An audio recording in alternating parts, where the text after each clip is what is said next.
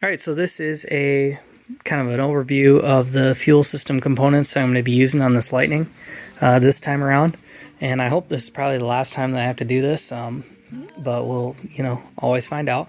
So anyway, this is a Fore Innovations triple pump hat. And so you see it has real estate for 3, but I only put the 2 pumps on it for right now. They are twin 450s, and so the pumps will pump fuel out this feed. This is a dash 10 feed, comes to a Fore Innovations fuel filter, dash 10 in, dash 10 out, and then it comes dash 10 to this Y block and it will split. And once it splits here, what we're setting up is what's called a parallel post-regulated fuel system. So basically it comes out of this Y block and it'll go to either the back or the front of this rail, doesn't really matter. We'll see how that works out, but it comes to one end of these rails, flows parallel to each other down both, and then exits the rail, and they both will be dash 8 at that point. They will come back to the regulator and end up on the outsides here, dash 8. The regulator will do its business to set the pressure at the rail, and any fuel that is not needed basically will come through the return here, and it will come into, this is a Motion Raceworks dual channel E85 sensor holder, basically flex fuel sensor holder. And so it'll have a GM flex fuel sensor, and a portion of the fuel will go through the sensor and a portion of the fuel will bypass the sensor, but basically it will be a non-restrictive setup, and dash 8 will flow back to the return port on the hat. And so basically this is the fuel system. This is how I want it to work, and it included some lengths of E85 rated line. And so these pieces, hopefully I won't have to do this again, and this can run pretty much wide open and not have any issues as far as holding me back. Alright, so this is the original fuel hat. It has this AN to factory style fitting on it, but otherwise it is the hat itself is stock. So we're going to take this off of here and get that Fore one put on here.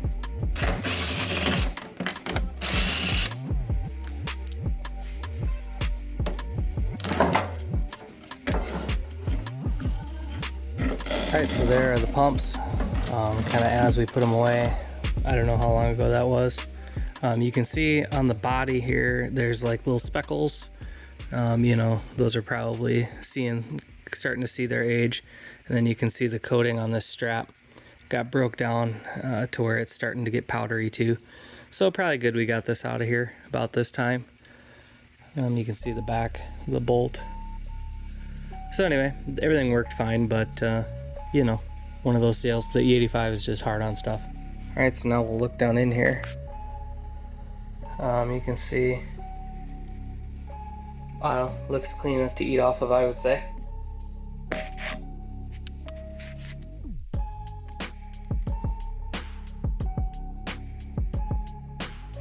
This tank has had E85 in it for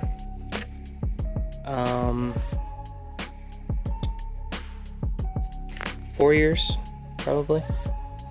Alright, so I took the 2 feed and return fittings, the little 90s.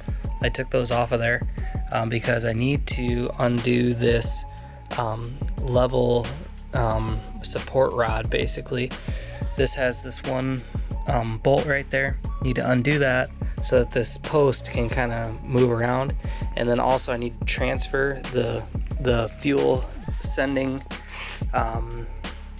the level sender off of this hat, and I need to put it onto this one. So here's the sending unit right here. This sensor I want to get off of here.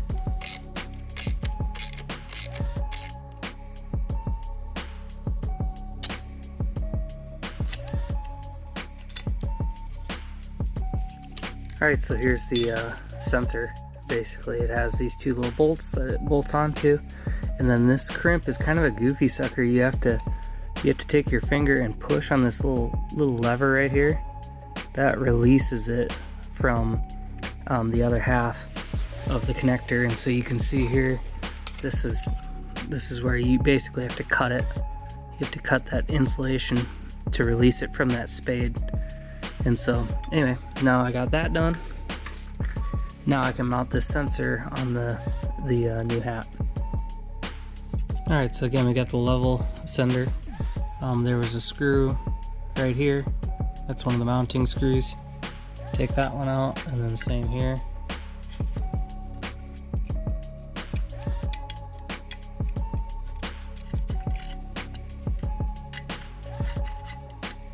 Okay, so the black wire is obviously the black wire, and then now this guy should plug right in. We'll see. And it does, although the heat shrink's maybe a little on the short side. If we scooch this down as much as we can, that should end up being just fine. So I'm going to heat shrink this, and I'm going to work it from this way down, and it'll probably extend and cover that way. All right, well, there we have it. A little bit short on the shrink wrap, but that'll be all right. We'll get her in there and tie it up. I can tie it up with the wires here so that it hovers in just the perfect little location. And so next thing we'll do is probably have to take this little stock off so we can get it ready to go into the tank. All right, real quick before I put it in the tank, you want to make sure that this swing arm here is like fully free to go wherever it wants to go. You don't want anything to be in the way, you know, any of these red wires, yellow wires, anything, because, you know, of course, if it's trying to float and a wire gets in the way and it can't go up, that'll throw off your gauge. So anyway, just kind of bend these wires so that they are kind of out of the way and give good clearance. My sender arm was like a little bit tight. I went to go undo this bolt, and I actually did fully undo it, and this thing was still in there, and I was like pulling on it pretty good. So what I ended up doing is I put it back in a little ways, about 3 or 4 threads down, and then you can actually tap on the top of the head, tap on this, and it'll drive that drive the rod down off like that. So that's what I did. So now with these pieces just kind of hanging here, I don't think we have to take the hat separate from the lower portion here, and I don't think we have to take the pumps loose from the carrier here, because we only have the 2. I think if we had triple pumps, I think almost for sure you need to like dangle it down into the pump, the third one, by the cord here, and then like pull it back up into here and seat it. It's kind of a thing, but anyway, I think it'll just barely clear with 2 as it's set up. All right, so I'm a dummy and I didn't press record, but 2 things that you should know. One, this little ring right here, this rubber ring that comes off of the original hat, it like goes like on the underside right here and seals against the top of this lid. You need that, so don't forget that. And so that has to be slipped on over the pumps, over the sender rod, all that. And so that's annoying.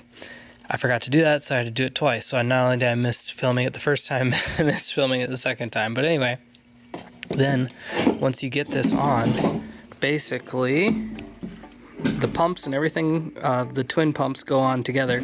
The only thing you need to undo is this guy right here. So you let him down, and then he can basically hang there. He hangs there by the black wire. So first you feed in the socks, then you feed in the pump bodies, then you feed in the basically that little corner of the 3D printed part on the bottom of this, or whatever it is, that non-metal part. That goes in, then all the wiring and everything goes in. Then you can actually take the, there's that arm on this, on the sending unit that kind of, you can actually collapse that and kind of like weasel it in there. It goes in real nice. So honestly, I was kind of thinking this was going to suck, but it really isn't that bad. Then if you look at your tank, there's the filler neck right here. There's a little nub right there. You see that little nub? Can't hardly see it, but there's like a little bump right there. That's where this aligns to. So we just got to turn this a little bit, and wouldn't you know, there's all of our holes lining up. Everything looks good. and that'll be it. The only thing I gotta do now is I'm just gonna pull this up and look inside there and make sure my swing arm for the level sender is all clear. All right, and then it comes with new screws to hold the lid onto the tank. All right, so I know how this tank sits on the truck, and basically these fittings need to point kind of this direction. They'll just kind of sweep up into the fuel rail, or into the frame rail. And so anyway, the first one to go in is this one. It's a full-bodied one, and then this one is like a narrow, and then this part comes off of it, this ORB section, and so we can get this threaded in, and they won't interfere with each other.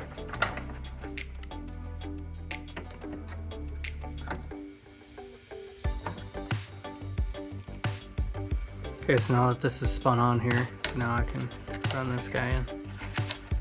Alright, so now the hat's installed, and now we just need to connect our leads. That's for a different time, and at least we got this thing started. Alright, so the installation order is kind of all over the place here. I apologize for that, but basically now I'm gonna start mounting up some of these hard components that I know kind of where they're gonna be, and just by process of elimination, we'll figure out where all the things I don't care where they are, where they're gonna end up. So I really do want this fuel filter to be somewhere in this general location. That's the original bracket right here for the old fuel filter, was sitting right here, and then it basically came off and like zoomed up, and the fuel lines went to the front of the truck. I took those out. So now I basically want this to sit like right in here, and conveniently enough, one of those holes will basically work perfectly, and then I'll get this other hole here drilled. So I'm gonna bolt it up with one of the bolts, and then I'm gonna use what's called a transfer punch, and basically it centers up. It's a bunch of punches that are all of varying diameters, so that they perfectly fit in this hole, and it'll make a mark right on the frame rail where I want to drill through for my other mounting location. Alright, well that's a great plan, except there's a humongous bracket on the other side of the frame rail, which ends up like the flat of the bracket ends up like right where this hole is. So I'm gonna adjust some way to make this work better. Alright, so I decided I'm gonna move it back a little bit, just to get away from that bracket that's on the other side of the frame rail. This should work out fine, and I'll have to drill 2 holes this time.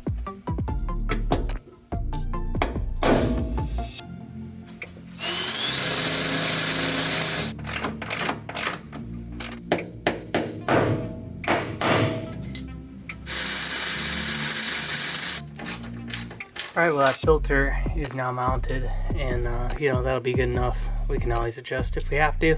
Just a couple of holes, no big deal. And so that's one of the major components. The hat is mounted in the tank, and then next we have that Y block's got to go somewhere, and then maybe the rails and stuff like that. So just kind of checking it off the list. Alright, so next thing I'm going to actually work on is this E85 sensor mount. And basically, this is from Motion, but basically how this works is you take these bolts out, this whole thing comes apart, and this sensor fits in between there. You take those red caps off and it fits inside there. And what this allows is, if you look down kind of the barrel of this thing, you can see 2 channels. One goes down, that goes through the sensor. So it goes in, goes down through the sensor, and then back out the other side. And some of the fuel goes through and then up to this top rail, and then across and out the other side. And basically this is allowing some of the fuel flow to bypass the actual sensor, so that the sensor itself is not a restriction. Now this is going to be in the return line, so there's less fuel flow through the return line, but still, just out of abundance of caution, this is what I did, because I don't know what that is, maybe -6 on its own. So this is what we're going to do. And so anyway, you just take it apart. There's this little bracket that needs to be mounted, so we'll do the same thing again, get it mounted up on the truck, kind of near where that fuel filter is.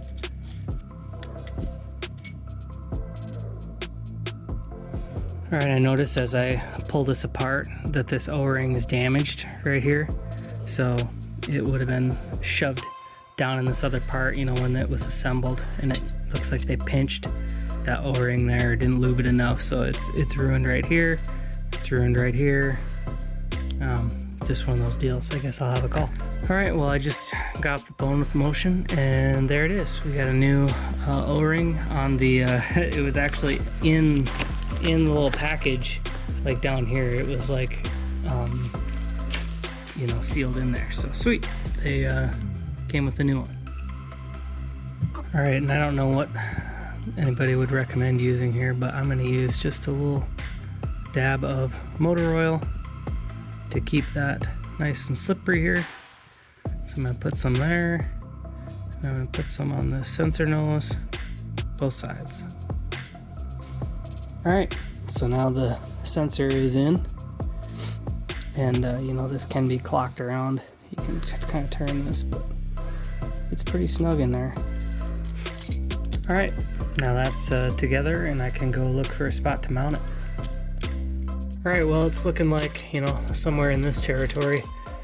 Basically gonna mount it up here, and on kind of this bottom row, the back of this is all clear, so we can just find a spot.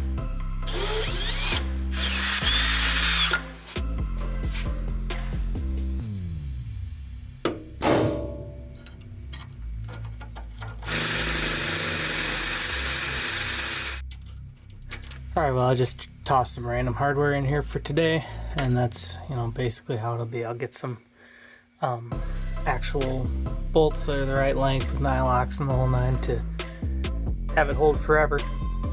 And then here's how the whole assembly will go up, basically like that. This little guy goes around, and then the do nuts on there, and she'll be sitting right there.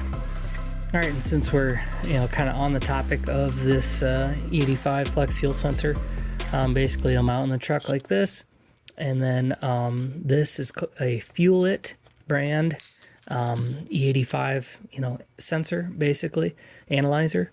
So it takes the sensor output and converts it into, you know, like a Bluetooth signal, and then that Bluetooth signal, it'll connect with my phone basically through their app and all this and that. It'll connect to the sensor, and then I will know, not through the truck really what ethanol content it is, but I'll know through my phone, through that app, and then basically we'll just you know, hook up our red, black, whatever these are here, no big deal, get those hooked up, and it'll just be a permanent feature on the truck, so that it'll always be basically reportable what the actual E85 content is.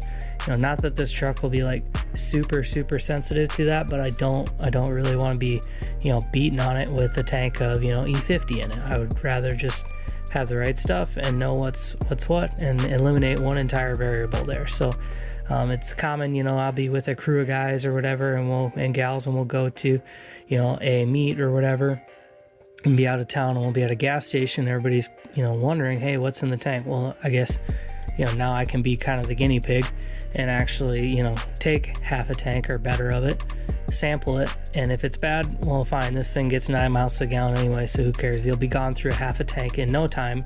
It doesn't mean you can't drive, it just means you probably shouldn't be, or I won't be, beating on it, you know. So anyway, that's just a thing that I wanted to put in this truck for a long time, and now I'm finally getting around to it.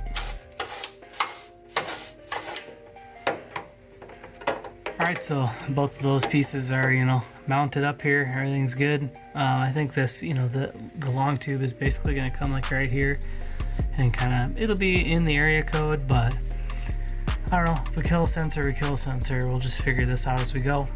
And then basically this was the factory fuel line routing, was it kind of came right here, and then it would have 90'd up and got on top of the transmission. So maybe that's the way we'll do it. Maybe not. We'll just see. All right, so the next thing I'm gonna work on is, bouncing all over the place, is this HD Circuitry fuel pump harness. And so Josh Verdieck basically puts this kit together, and it's made for Lightnings, Harleys, whatever you need. You just kind of go back and forth on email, and he gets you set up. And anyway, this is the leader line that comes from the fuse box up in the engine compartment, and kind of runs power all the way back to the pumps. But basically how it works is it uses the original circuitry that was powering your pumps as a signal to basically run kind of like a relay basically to have this new bigger wiring actually power your pumps. So it uses your existing wire as a signal to control new wiring. So anyway, we're going to get this portion installed and at least kind of run out there. Alright, so we're up here. This is the brake booster right here and the master cylinder, and this is just the corner where the hood latch is. And basically we need to get onto, there's a lug that's right here on the back of this fuse box. Alright, so there's the lug that we're going to get a hold of, and basically that wire is going to go dive right down and come out. There's a main wiring harness that actually flows down here too, and that's basically what we're going to follow. You can actually see a little bit of it right there. It's just going to go down and kind of kick out next to the frame rail. And the side that connects right here is the fused side. You know, the fuse is at one end of this wire. So this end is the end that connects right there. So I definitely will forget that this fuse is here. But right now it is a 60 amp fuse. And so, yeah, I'll forget that's there for sure.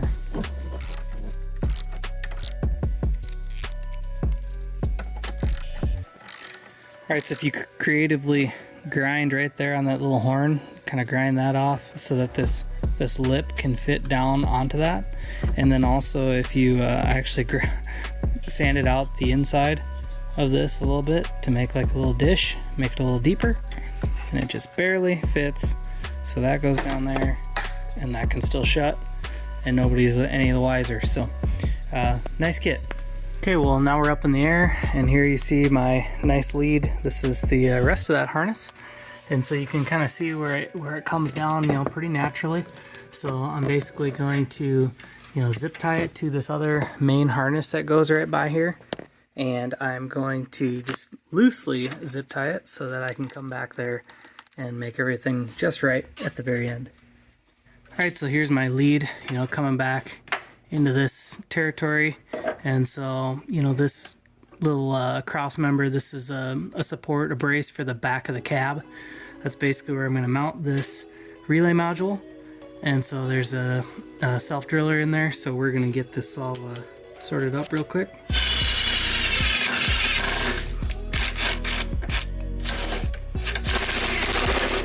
Alright, so this side of the relay is the line side, so that's like the incoming side, and that's where we're going to land this positive wire.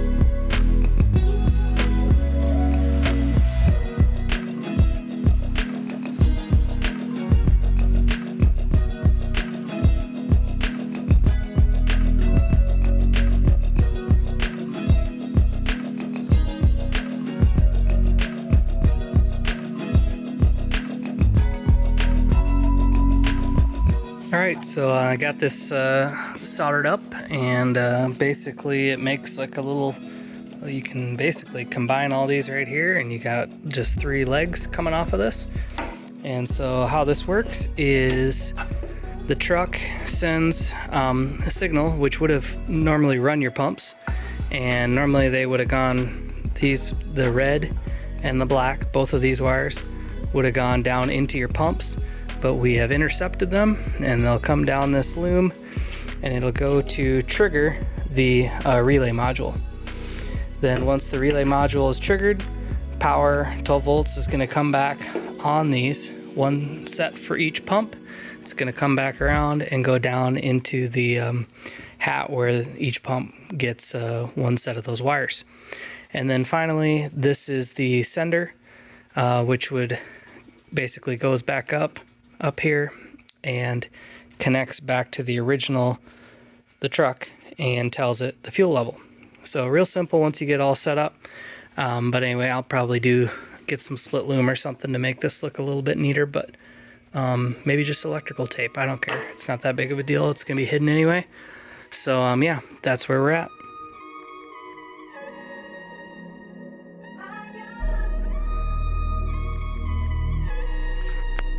Alright, so here's the steering box and the intercooler pump, and you saw me take the fuel pump resistor out, and here is the old plug for it. It has just 2 pins in it. See those 2 in there? And so anyway, what I could do here is, mutilate the actual resistor here, but I don't really want to destroy it. I could probably sell it or do something with it. So here it is, it's in good shape. So instead, I went and I bought a little O2 harness extension. It's a Duralast 440, whatever that is. But this was just in my town. And anyway, what I'm gonna do is I'm bypassing this resistor, which means what you could do is just snip this and wire nut or splice those 2 wires. But in this case, I'm going to do that with this new connector.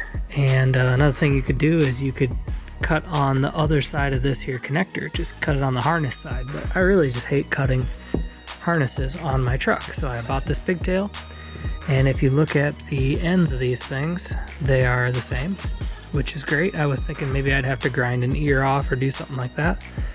And no, so basically they're the same pin count and everything. So we'll just figure out which 2 wires it is. It looks like the black and the yellow, and basically snip and solder those together so that this will turn this into basically a delete harness.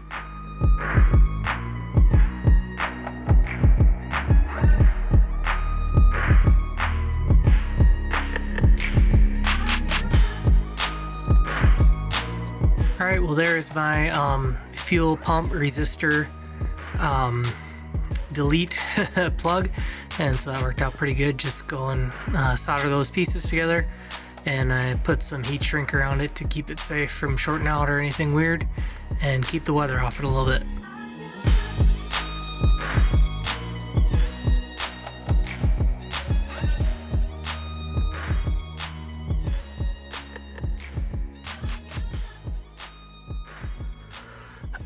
Alright, so I'm above the fuel tank here. There's about 6 inches or so to go up any further. So it's kind of last call for stuff that's in here. So I got my breather one that's tied in. And again, it goes back to this little breather right here. This one goes in.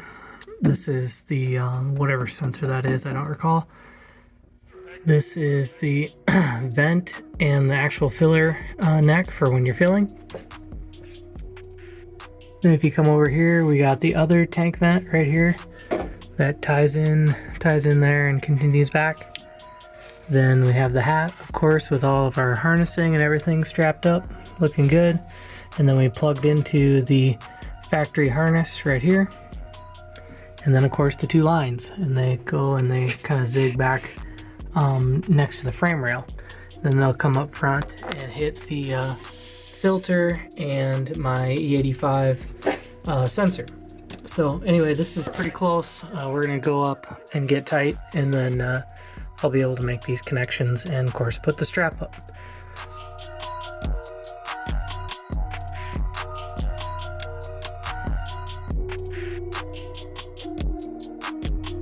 Alright, so this is the set of leads that come from the pump. I got 2 reds, 2 blacks. The 2 reds go on the one post in here that actually has a fuse in it. So if you look in here, there's only one fuse in there. so they both go on that same side. And then the grounds I'm gonna land right here on this hole. It's under one of the bed mounts there. This would be the back of the cab, and this is the front of the box. So we're just kind of right on that hole right there. I'm gonna clean that up a little bit so we get good connection, and then this will be landed as well.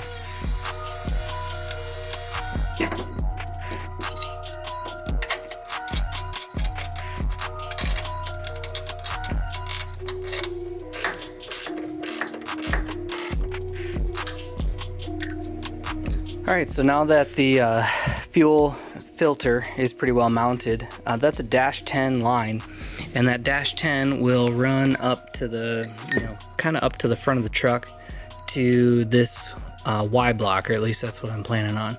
So it's a dash 10 in, dash 8 out. And I'm not really sure, there's not really any really obvious spot that I see to mount this. It's got the little center hole there.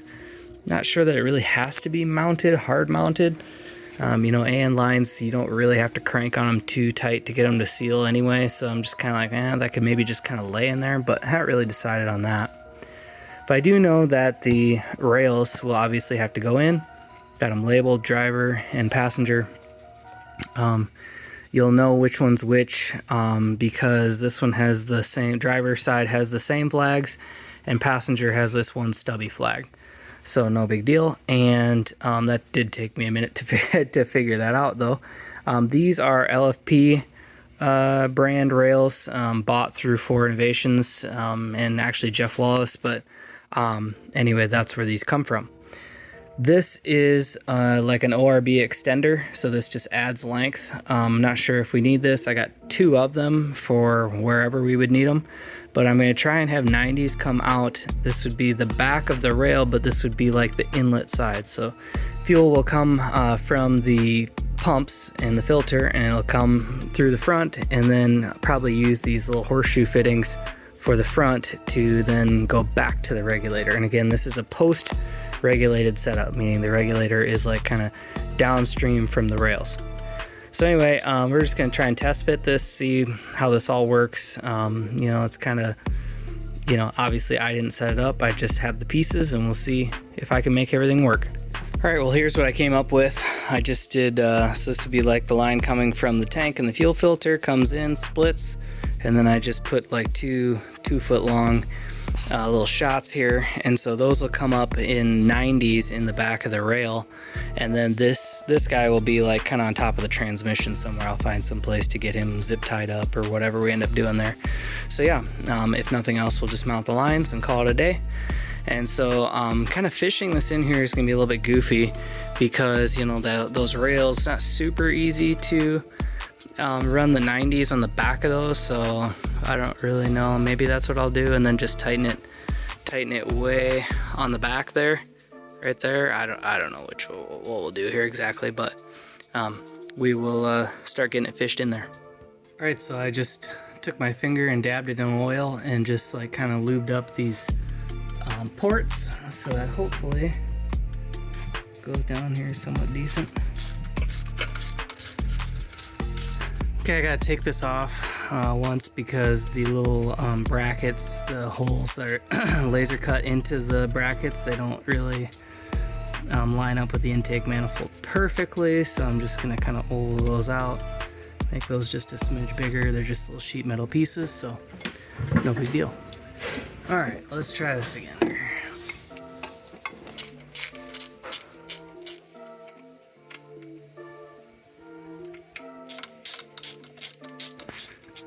All right, so I'm just feeding this down behind the motor, down over the top of the transmission, down towards where that fuel filter is.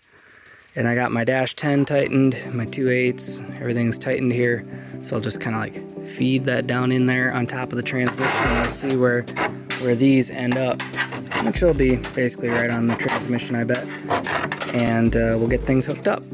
All right, so I just was up on the lift and kind of fed it back towards the back of the transmission, so we could start continuing to feed this down in there, and there it goes, down and out of sight, out of mind. And so I'll get that all terminated shortly. All Alright, so the rails are now put in and tied in. I got my 90s on the back there. This is the passenger rail, and I didn't use the little extender piece because that would have got me into that that like neck on the back of the intake manifold. And then over here, I did use the extender just to clear that little injector clip right there, harness clip. So whatever, depending on your exact setup, you know, you could change things around a little bit. I'd probably like to get rid of him at some point, but today's not that day. So anyway, those hoses go down to that Y. That Y is all terminated, and we'll see where that kind of ended up down below. All right, so here is my return fuel line. It's a -8, and it's just a straight fitting right now. And I have it run down, and it follows with the other line back to the fuel filter and the E85 sensor area. I'm waiting on some 90s back there, so I'm just gonna chill out with that for a second. With the blower, Kenne 26, it has this pretty extensive manual there, and you know, I was just going through, it's got some like, I don't know if it's 90 or more steps in it, you know, it's pretty extensive, and basically went through and saw, you know, I'm already on to like step 20 or something because none of the stuff's here. I don't have an Eaton blower on here anymore. I don't have any of this air box was not here. You know, we've done a lot of like modification over the years. So anyway, I'm just gonna kind of pick up with those steps, kind of, you know, where we fit in. So we're gonna skip around and do everything all in a crazy order, but hopefully we'll get there and not have too much heartburn.